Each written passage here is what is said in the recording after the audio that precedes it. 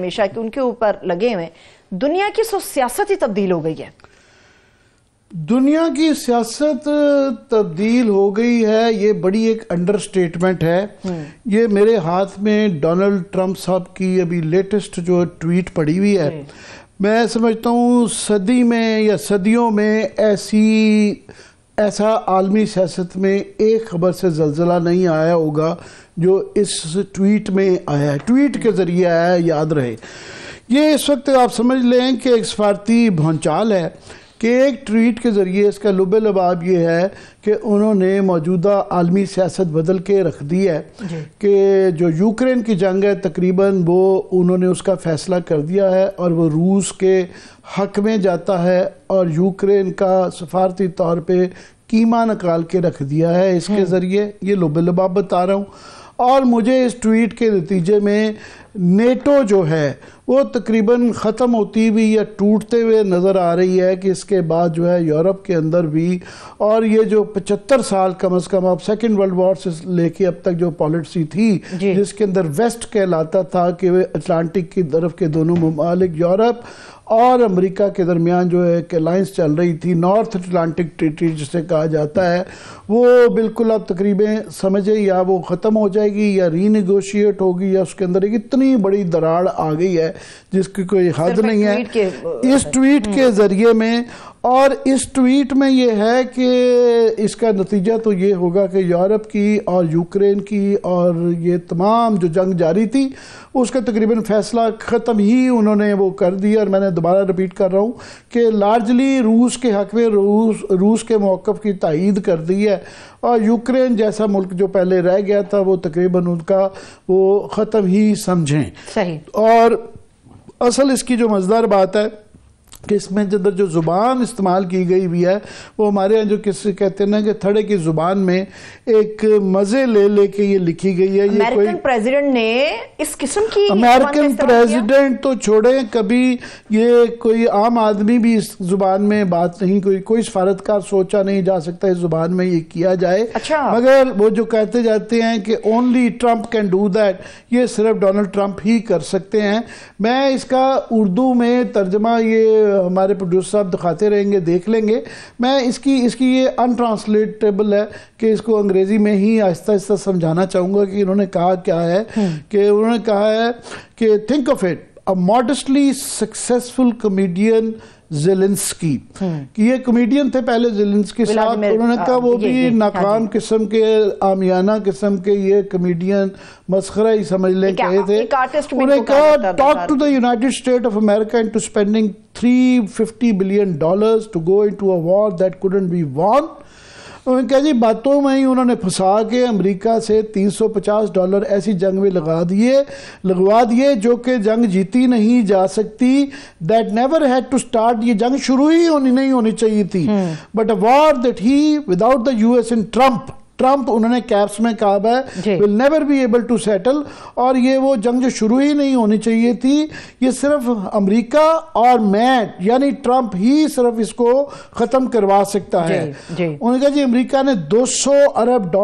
Europe سے زیادہ لگائے ہیں، یورپ کی بےزتی کی ہے، اور یورپ نے جو پیسے لگائے ہیں ان کے پیسے واپسی کی گارنٹی ہے ان کی، وہ ادھار کے طور پہ دیے گئے ہیں. جبکہ امریکہ کے جو پیسے ہیں اس کا کوئی پتہ نہیں کہ وہ واپس آئیں گے بلکہ نہیں آئیں گے.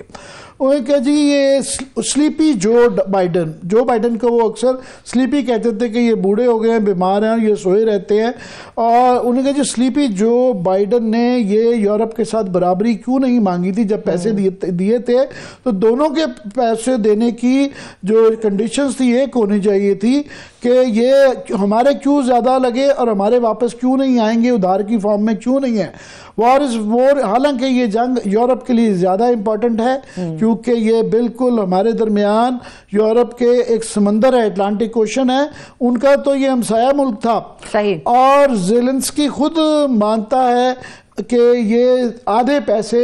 گم چکے ہیں، جو ان کی طرف سے امریکہ کی طرف سے گئے ان میں سے آدھے سارے پیسے انہوں نے کہا کرپشن کی نظر ہو گئے، آدھے سے زیادہ زیلنسکی خود پیسے مانتا ہے کہ اس کا کوئی حساب کتاب نہیں ہے، وہ کھائے پیے گئے اور اس نے الیکشن بھی نہیں کروائے، اور وہ ایک قسم کا ڈکٹیٹر ہے جس کی کوئی یوکرین میں بھی کوئی عزت نہیں کرتا، اور اس نے جو ہے بائیڈن کو ایک جو ہے نا بانسری کی طرح بجایا ہے، کھڑکایا ہے، جو بھی اس کا ترجمہ کر لیں کہ جی یہ ایک ڈکٹیٹر ہے جو بغیر الیکشنز کے وہاں پہ ٹکا ہوا ہے، اور وہاں پہ جو ہے جس حالات میں جا رہا ہے یہ یوکرین ملک کے طور پہ بھی شاید ایگزسٹ نہ کرے، یا تو وہ چھوڑ جائے ورنہ پھر یوکرین جو ہے اس کے اوپر سوالیہ نشان ہے۔ ان دا مین ٹائم وی آر سکسیس، ان کا جی ہم جو ہے رشیا کی جنگ ختم کرنے جا رہے ہیں، اور صرف ٹرمپ ہی کر سکتا ہے ایسا، اور جو ہے بائیڈن نے ٹرائی بھی نہیں کی، اور جو ٹرائی کی وہ نہیں کامیاب نہیں ہو سکا، اور زیلنسکی چاہتا ہے کہ ہم یہ پیسے دیتے رہیں اور یہ پیسے کھاتے رہیں۔ آئی لو یوکرین، اس کے آخر میں انہوں نے کہا جی آئی لو یو، مگر زیلنسکی نے اپنی نوکری صحیح نہیں کی اور اپنے ملک کو تباہ و برباد کر دیا ہے، اور ملینز نے اس کی وجہ سے مارے گئے ہیں، مر چکے ہوئے ہیں، اور یہ مسئلہ جاری ہے، جاری و ساری ہے۔ اب اس کے جو ہے اثرات کانسیکوینسز میں نے پہلے بیان کر دیے۔ اس کا مطلب یہ ہے کہ یورپ کی جنگ کا فیصلہ تو انہوں نے کر دیا، جب نیگوشیٹ کیا جاتا ہے، گیو اینڈ ٹیک کی جاتی ہے، اور کافی ایک بڑا امریکہ کی اسٹیبلشمنٹ کے طبقے کا خیال تھا کہ یہ جو ہے نا اس طریقے سے ختم کی جائے گی برابری، کیونکہ امریکہ افورڈ نہیں کر سکتا کہ جس طرح افغانستان سے ایک دم جان چھڑا کے چلا گیا تھا تو یہاں سے یورپ سے بھی بھاگ جائے۔ یورپ کے الائز کیا کہیں گے؟ پہلے ہی جرمنی، فرانس اور جو برطانیہ تھے وہ ان کو یہ کہہ دیا گیا تھا۔ ابھی حال ہی میں امریکہ کے وائس پریزیڈنٹ گئے تھے، انہوں نے مورلیس اس طرح کی زبان استعمال کی تھی، اور ایک ہلچل یورپ میں پہلے مچی ہوئی تھی۔ اب یہ انہوں نے ورچولی کر دیا ہے، اس کے بعد نیٹو کی کوئی گنجائش نہیں رہتی، یا کم از کم نیٹو اس حیثیت میں نہیں رہے گا۔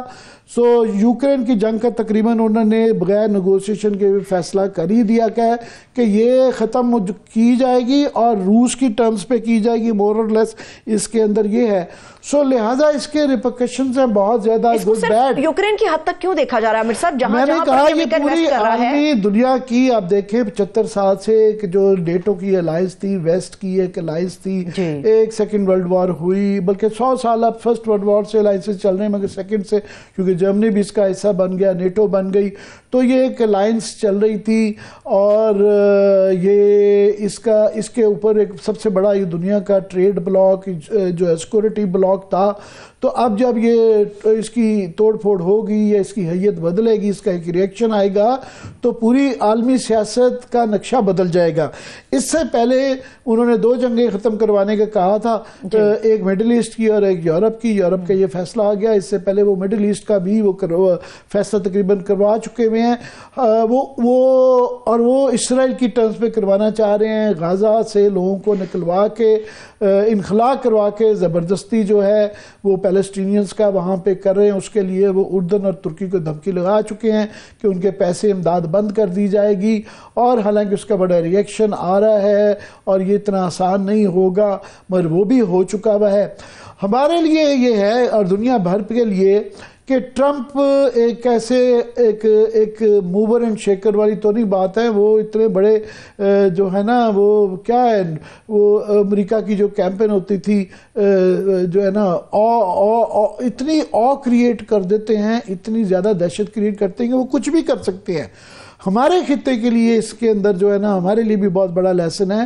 حال ہی میں ٹرمپ کے ہوتے ہوئے وہاں پہ وزٹ کے دوران میں انہوں نے جس طرح ہمیں یہ کہا کہ پٹھان کوٹ اور ممبئی کے ہم جو ہے ملزمان ان کو پیش کریں، پھر انہوں نے پاکستان کو ہمیں تنبیہ بھی کی کہ ہمیں الزام ٹھہرایا اور انڈیا کو بالکل بری زبان قرار دے دیا کہ جناب آپ کراس بارڈر کوئی کسی قسم کی وہ نہ کرے، اور ہماری دہشت گردی کے اندر جو ہے جو ہم خود وکٹم ہیں اور ہماری جو اس کی سروسز اس کو ٹوٹلی اگنور کیا گیا۔ تو ایسے وقت میں جبکہ دنیا ایک ٹرمپ جیسا پریزیڈنٹ ہو اور کچھ بھی امید کی جا سکتی ہو، تو ہمارے جیسے ملکوں کو زیادہ سے زیادہ یہ ہے اپنے آپ کو اپنا ہاؤس ان آرڈر کرنا چاہیے کہ کوئی اس طرح کا فیصلہ اگر وہاں سے آئے، اب یاد رہے کہ وہ جو کہا جاتا ہے کہ وہ ایک کال آئے گی ٹرمپ کی، ابھی تک وہ پاکستان سے ریلیٹڈ اشارے آئے ہیں انڈیا کے حوالے سے۔